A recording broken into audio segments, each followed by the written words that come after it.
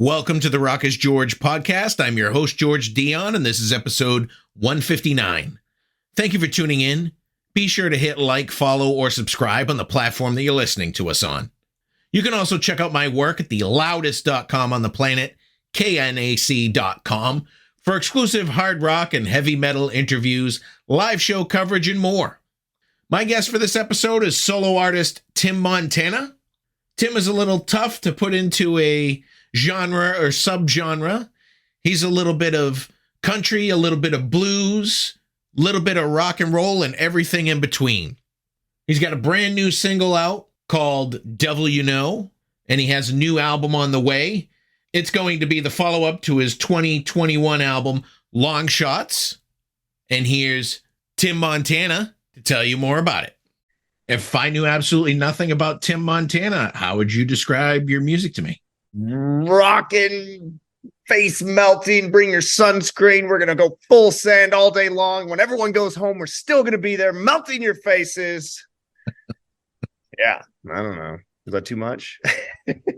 No, that was just enough. I get a little bit of that on your latest single, The Devil You Know. The song's kind of a personal song for you. It's about you grew up without your biological father. You ended up meeting him down the road.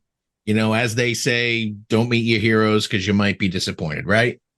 Yeah. I had a pretty interesting childhood and, went through a lot with my mom and a lot of, I've been writing a lot of stuff in this vein and people are like, do you have like a bad relationship? And I never had a bad relationship. I've got an amazing wife, but I go back to feelings I had when I was a child with an abusive stepdad and always wondering if my birth father was going to come save me. And my biological father went to prison and whole trailer park story, man. But I'm here and I get to be the dad that I never had. So we'll call that a win. Is this one single going to be something that's leading to a full album? We are in the studio piling songs. I don't know what that looks like yet, but I am going harder, more full sender. And we're stacking some songs that are really cool. So I don't know what that looks like yet. If that's an EP, that's an album. We're recording and writing all the time. So no timetable on when that might happen? I don't think so yet. Well, you recently had a full-length album, Long Shots, come out in 2021. I listened to the album in its entirety. Fantastic album. Do you have any pressure to try to one-up your last album? I don't know. I feel like music's kind of a road, and sometimes you wind, and sometimes, uphills, downhills. I don't know. I don't like to genre identify too much these days. I just like to make like what I'm feeling and going back and getting into this grittier rock stuff. Like I was a ranch kid when I grew up in that trailer house, and I'd wear Carhartts and logging boots and a Nirvana shirt every day. And I'd go to school and people were like, what is up with this kid that's just like all grunge from the waist up and all cowboy from the waist down, but I was like, hey, I was in the Northwest. I was listening to Alice in Chains and Nirvana, but bringing that back into my music is one of the most natural things I've ever done, where I'm like, feel really good about it, Well, I think music artists today are kind of hitting that 90s phase that influenced them the most. Like just prior to that, was everybody hitting their 80s phase. Now everybody's hitting that 90s influence in their music, and it's coming through loud and clear on what you've got out there so far. Yeah. I mean, that's the stuff I grew up on. It's in my soul. It's my, the biggest connection I had with music, as a lot of people, was when you're a kid. You're so influenced by this stuff, and what they were saying just connected with me in a deep way. And so getting to make music in that same kind of space is fun.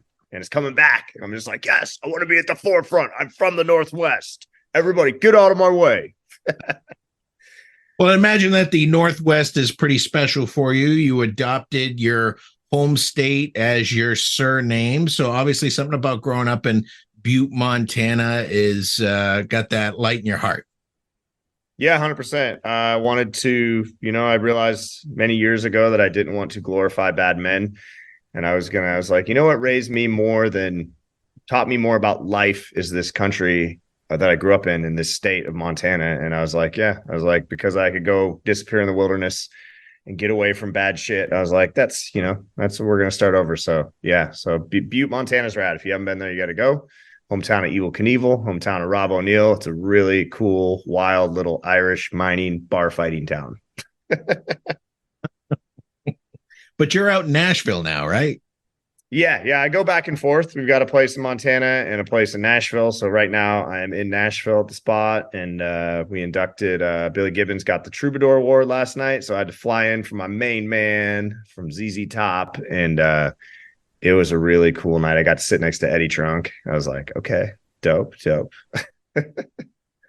before we get to Billy Gibbons, Yeah, we're gonna get there. You got this big concert coming up, the 4th annual Tim Montana and Friends American Thread benefit concert in Nashville, Tennessee. What is that all about, and what are you raising the money for? Yeah, so this started a bunch of years ago. I've always had the utmost respect for veterans and military guys. And so I had a friend years ago that unfortunately passed away after he got back from Afghanistan. It was where it hit the closest to home, because before he left, I filled his iPod with music, and he's like, I'm going to the Marine Corps. And he went over and he came back, and he was never the same. And he had some horribly traumatic things happen to him, and he ended up passing away, overdose that was directly related to his PTSD. And that hit home, man. That was like my dude. And I went and saw the Chris Kyle American Sniper movie and got all emotional. I was like, I need to do something. This dude was one of my favorite people on earth, and he's gone now, and he has a daughter and a wife. And so I made a guitar at Gibson, the Chris Kyle Memorial Benefit guitar, and I thought it might raise $5,000 or $10,000. It sold for over $100,000 at auction, and I got to give a check to these guys for PTSD. And that's when I was like, I don't have a massive footprint. I'm not some massive rock star, but I know that when I commit to something, I can make a difference. So I did the guitar, and then I did another guitar. And then I said, let's start a charity thing. I suck at golf. I'm really good, at hunting and fishing and all that stuff growing up in Montana. Let's shoot shotguns, because I'm not a golfer. So we started a sporting clays shoot. And this year, within 4 years, we're going to break the $1 million mark. And everybody from Travis Pastrana, action sports legend, to Charlie Sheen, to Steve Cropper, to, Lee Bryce. Like, I love that my group of friends is not your typical Nashville group of friends. Rock stars show up, movie stars show up, and it's not, just the average good old boys. It's like these people I know from all over the country. So everybody comes out, supports.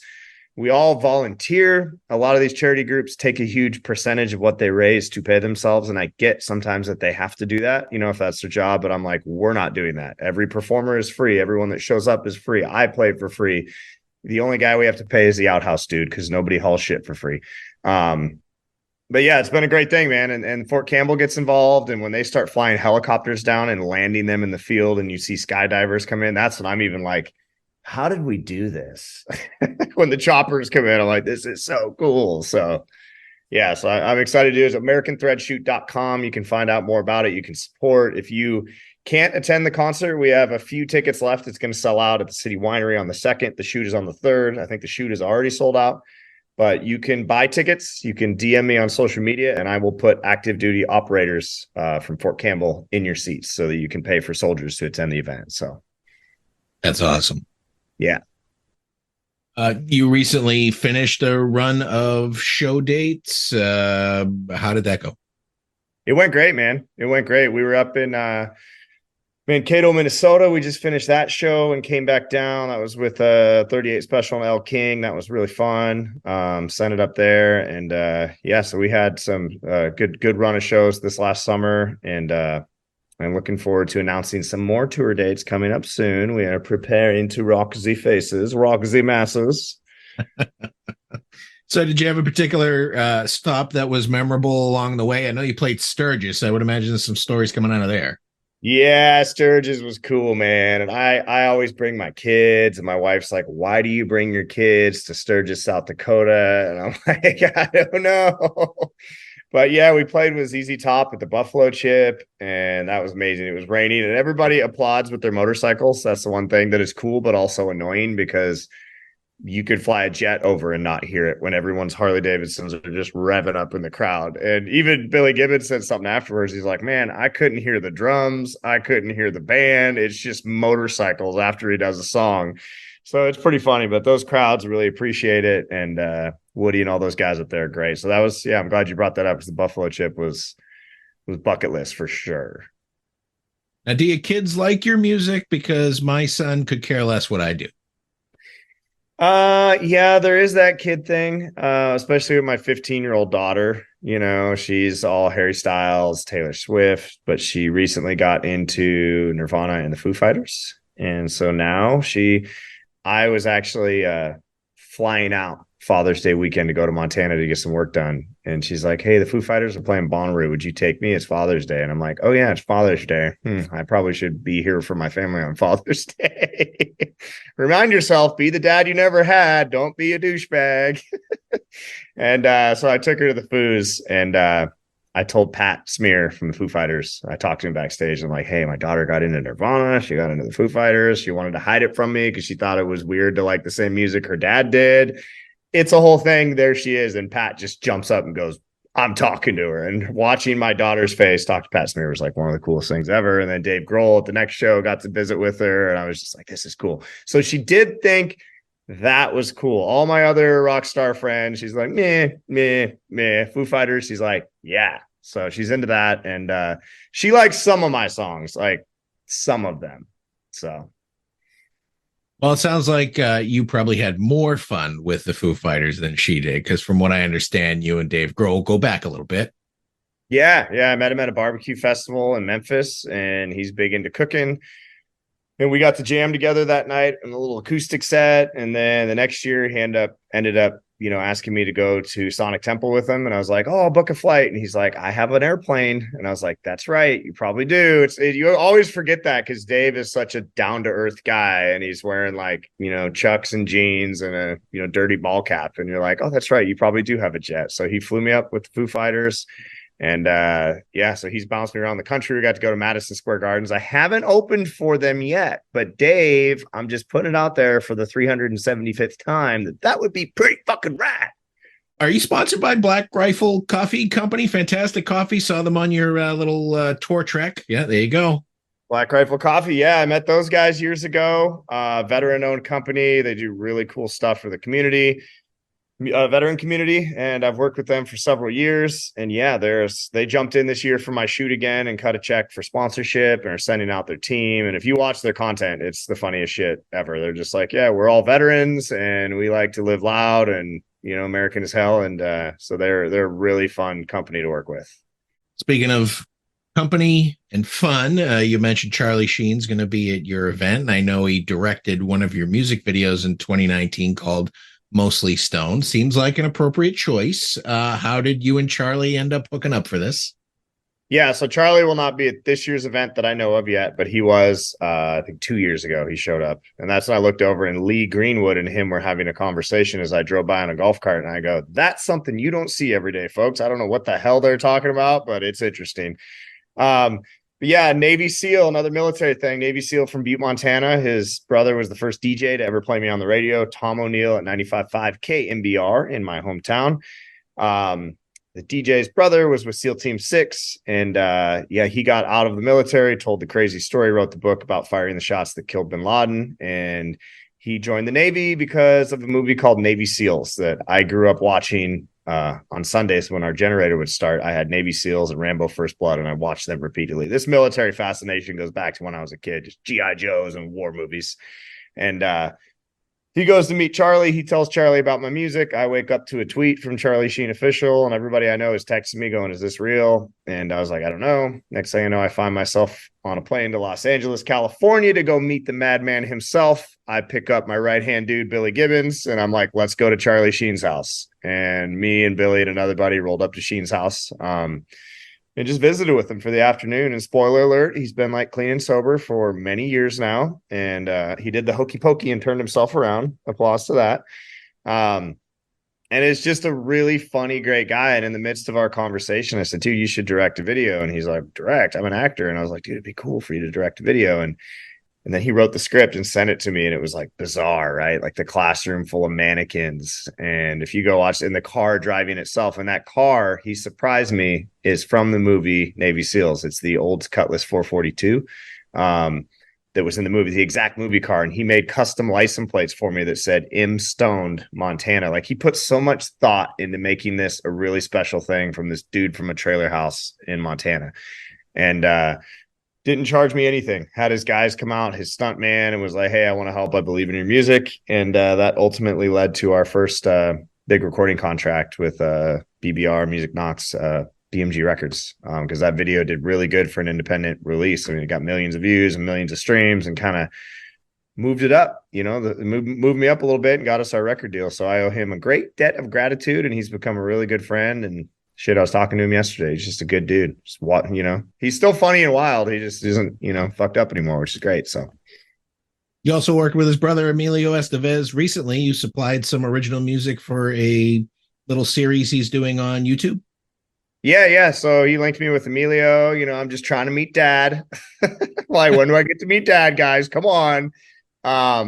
But yeah, Emilio and I linked up through Charlie, obviously, and he's, the Young Guns thing. There's been a lot of talk about under Young Guns, and I've done a couple Western movies on the side of music, and I'm not trying to be an actor. I just enjoy it, and I like Old West, and I like Montana, and the 2 films I did were in Montana.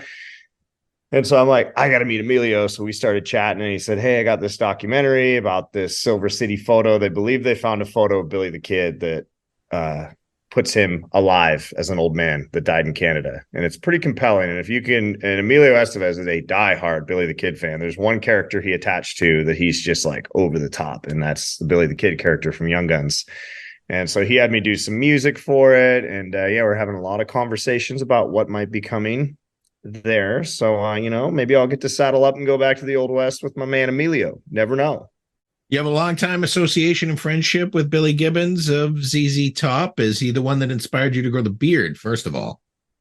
Yeah, I said in an interview many years ago when I first met him that they're like, "Who inspired the beard?" I'm like, "Jesus Christ," and Billy Gibbons. They never quoted it. And but yeah, man, I've listened to ZZ Top since I was a kid. And remember hearing stories about my mom went to see him in concert many years ago. I was probably 8 years old, and she came home and described this band. And I was listening to him, learning to play guitar, listening to those guys. And 10 years ago, I just had my little Facebook anniversary, a decade of friendship, September 13th, 2013. That man rolled into town. We wrote a song called "This Beard Came Here to Party," and the Boston Red Sox licensed it. I don't know anything about sports, but they won the World Series. It went down in history. It's in the DVD the Blue official movie of the World Series champions. And it's like Obama phone call to Red Sox, Tim Montana, Billy Gibbons, "This beard came here to party." And I was like, "Some bitch, that's pretty cool." And so after that, he texted shortly after and said, "Hey, why don't you open for ZZ Top at the Ryman Auditorium?" And I was like, wow. And I was just cutting my teeth, learning, figuring out how to do this shit. So I went and opened for him there. And then that led to, I think we've opened for ZZ Top over 70 times around North America. We've started a hot sauce company together. We're working on a cool project in Montana right now. And it's just, he took me under his wing when other people were probably advising him to put bigger bands or better artists out with him. He would always stand up for me. And last night we got to give him the Troubadour Award from BMI. And it was unbelievable. I mean, Eric Clapton sent in a video talking about Billy, Jimmy Vaughn, Keith Urban got up, El King played. It was just like a night, and they put me at Billy's table with the family and just looking around the room and seeing all these like massive rock stars in there. And then, but it's weird, like, because I know how Billy is, and everyone was like over complimenting him. And I'm also a guy too. I'm not great at taking compliments. So, I like people to talk shit more. That inspires me more. But it was powerful, man. I was kind of like tearing up too, just like hearing about, what these mega rock stars were saying about Billy and his sound and how great he is to humans and how he loves humanity, but he's always like a visionary musically. Like you can recognize songs he's written, guitar licks he's playing, singing, like all of those are a stamp that have like stood the test of time and are relevant. And he's not, an older fella that he had hits back in the day. No, he made timeless classics. And that's what I always tell people with songwriting. They're like, "Hey, let's write a hit." And I'm like, "No, I'm aspiring to write a timeless classic. You can write hits. I want a timeless classic." So, but it's special, man. And he's been in my corner for a long time. He picks my kids up at school sometimes. And he's like Uncle Billy, man. He's so cool. Are you going to be on his next solo album? I wrote one on the last one with him for that record, and I'm sure that we're actually writing today at 4 p.m. So I think we're gonna end up writing some stuff for that. He just called me about the write today, so I'm always writing with him, whether it goes on my project or his project, or we pitch it to somebody. He's my most frequent collaborator in the studio and the songwriting room. So, are you still writing for other artists? I know you had a few songs for Kid Rock not too long ago.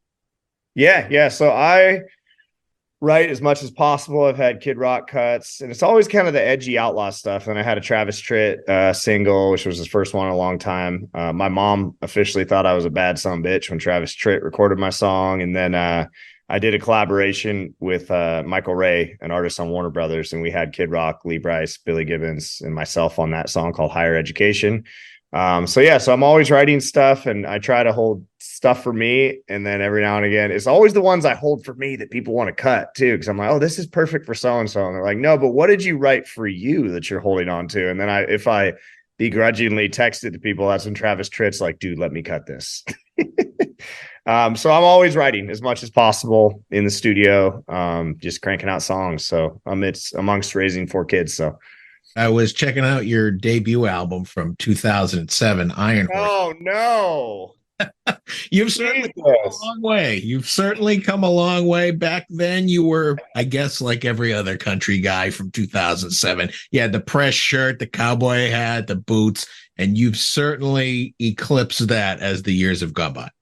Thank you. And I don't know what you're talking about. I was born in 2009.